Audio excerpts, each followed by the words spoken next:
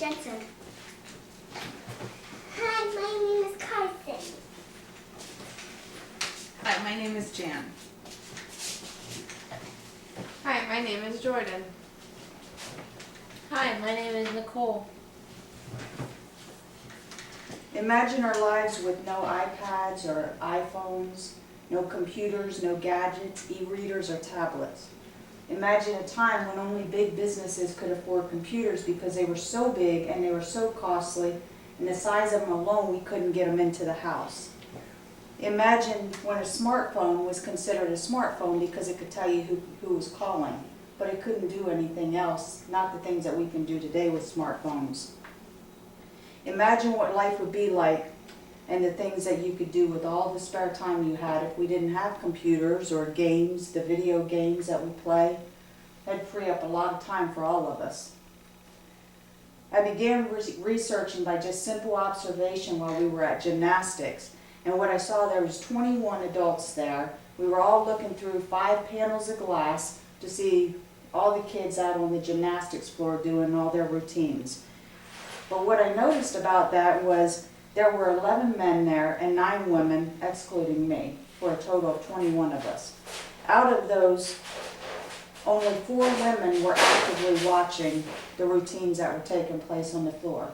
The rest of them were on their cell phones, all cell phones, it didn't look like e-readers, and they were all actively texting.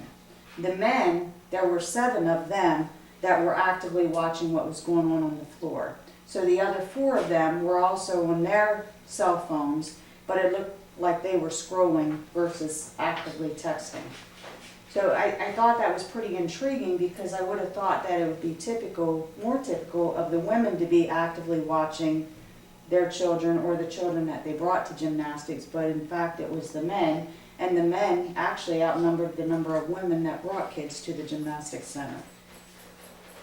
Digital Trends reported that in the United States, Americans typically check their social media sites 17 times a day. That's a lot.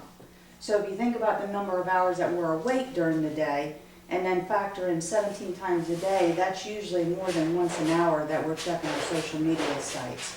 They report that in other countries, that those types of sites are being checked up to 40 times a day. So that would take up a big part of our day. What was also interesting is the age of people that are using social networking sites and are more actively engaged in computers, e-readers, tablets, and that type of thing. And those ages are 25 to 54. We used to think that it was just the teenagers that were having the big issue with being inundated with computers and technology, but it's actually older adults now. So the trend has kind of shifted. According to Pew Research Center, they cite that 90% of adults own a cell phone now, 42% own a tablet computer, 32% own an e-reader, so that's a significant number of people that are technologically pretty savvy now. 67% of cell phone owners report that they check their cell phone for messages, emails, that type of thing, even when they're not being signaled by their device to check it. 29% of people feel like they just can't live without their phones, that they're just going to die if they don't have that phone in their hand.